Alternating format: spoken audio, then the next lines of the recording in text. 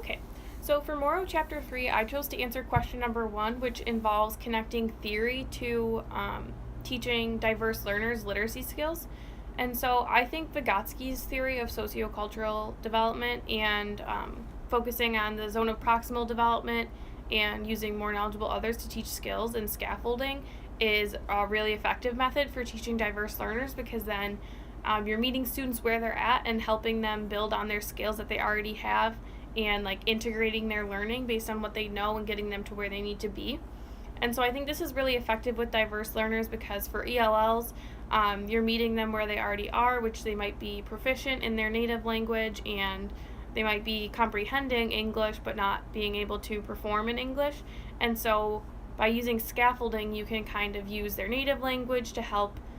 get them to learn the new concepts and allow them to use their native language in the classroom, which is really important in my opinion, so that they can build on the information that they already know and start applying that to the English language, so that they can build on what they know and learn those skills through skills that they already know. So I think that's really effective for ELLs, to scaffold them based on their native language, and in addition scaffold them based on like their knowledge of English. So if they already know certain concepts in English but they don't know others, you just have to use what they know to help get them to what they need to know. In terms of diverse learners with various disabilities, you can help students with various learning disabilities by meeting them where they're at again and scaffolding them to where they need to be, and using different techniques that you know work for that child to help get them to learn the new skills. Midnight's very interested in the camera today. And so if you have a student who struggles with reading, you can help them get better at reading by using skills that they already have and building on the knowledge that they know. And so pairing them with students who are at a higher reading level might help them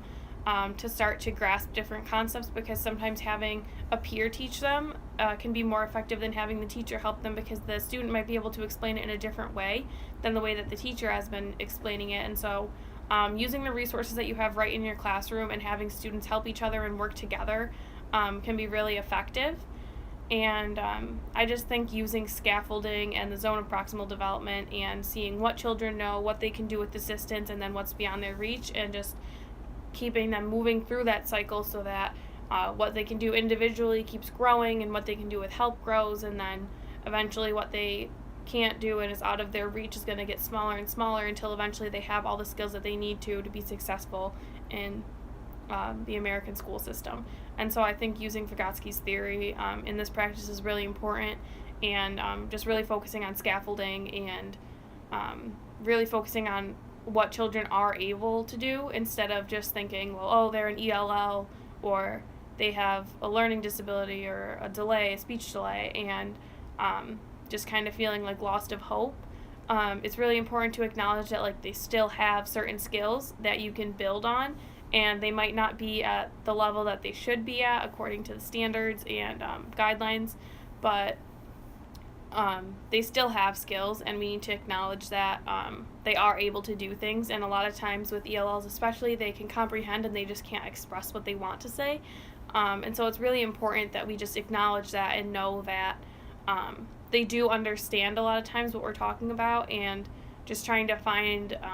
different ways to help them to communicate, and using that zone of proximal development and more knowledgeable others, and allowing them to use their peers as a resource